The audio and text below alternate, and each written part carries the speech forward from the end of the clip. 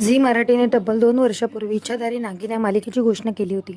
सूड घ्यायला ती येते असं म्हणत झी मराठीने मालिकेचा प्रोमो शेअर केला होता. मात्र त्यानंतर या मालिकेबद्दल कोणतीही अपडेट आली नाही. त्यानंतर 2 वर्षांनी स्टार प्रवाहाने तब्बल 6 नव्या मालिकांची घोषणा केली. त्यात मी का टाकली या मालिकेची घोषणा करण्यात आलेली आहे.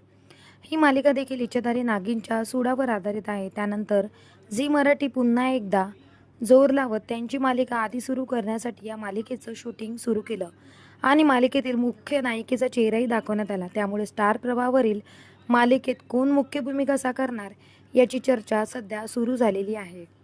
एकाच वेळी टीव्हीवरील 2 एकाच विषयावरील मालिका सुरू होत आहेत. त्यामुळे नेमकी कोणती मालिका पाहायची याबद्दल प्रेक्षक विचार करत आहेत. झी मराठीच्या इच्छाधारी नागिन या मालिकेत गौरी शेळगावकर हा नवा चेहरा दिसणार आहे. नागलोकाची अद्भुत राणी रूपाने मोहिनी लवकरच अवतरणार. भूतलावर पूर्ण करण्यात तिच्या सूडाची प्रेम कहाणी. इच्छाधारी नागिन सूडाची कहाणी अशी टॅगलाईन घेऊन ही मालिका प्रेक्षकांच्या भेटीला आलेली आहे. गौरीची ही पहिलीच मालिका असल्याचं कळतंय.